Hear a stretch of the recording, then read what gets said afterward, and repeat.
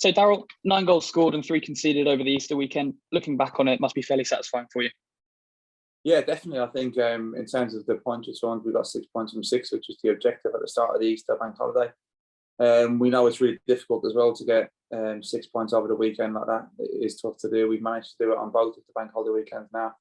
If we go back to earlier on in the year in August.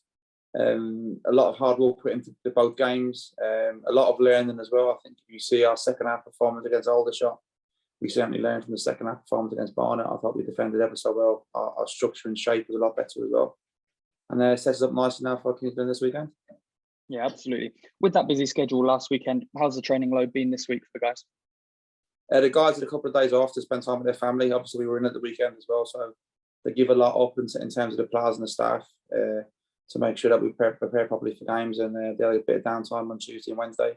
Back to work this morning to get ready for Kingsland. As you said, welcoming Kingsland Town to Victoria Road on Saturday. They're fighting for their lives, so I'd imagine you're preparing for a difficult encounter.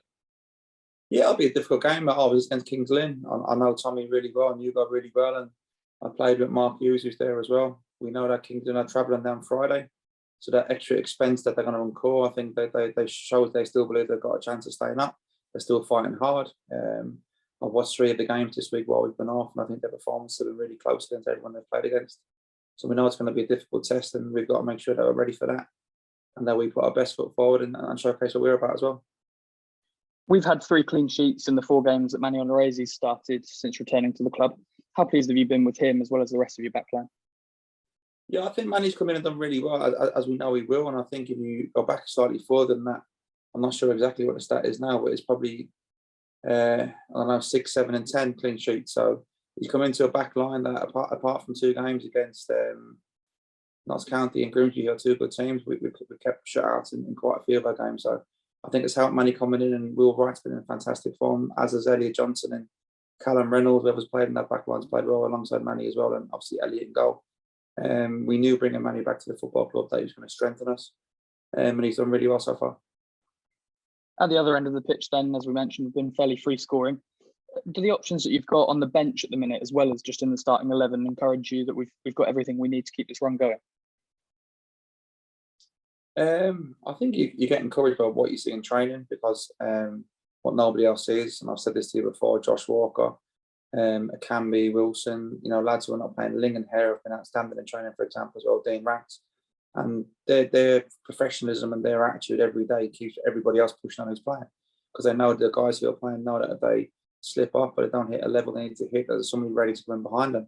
And I think you don't always get this over the season, but I think right now, every time I make a team selection, I haven't got, and I mean this in terms of form and form daily, I've probably got 16, 17 players that are kind of saying to me, pick me.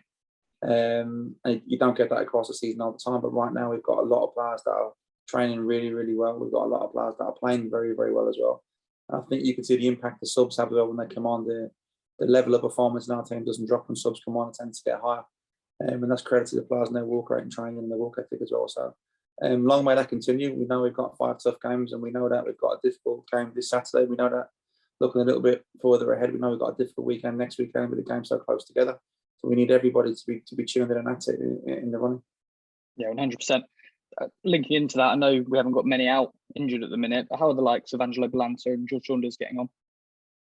Obviously, both of them are for the season, so they're ones that we don't forget about in terms of we see them every day, but that we can forget about in terms of playing again this season.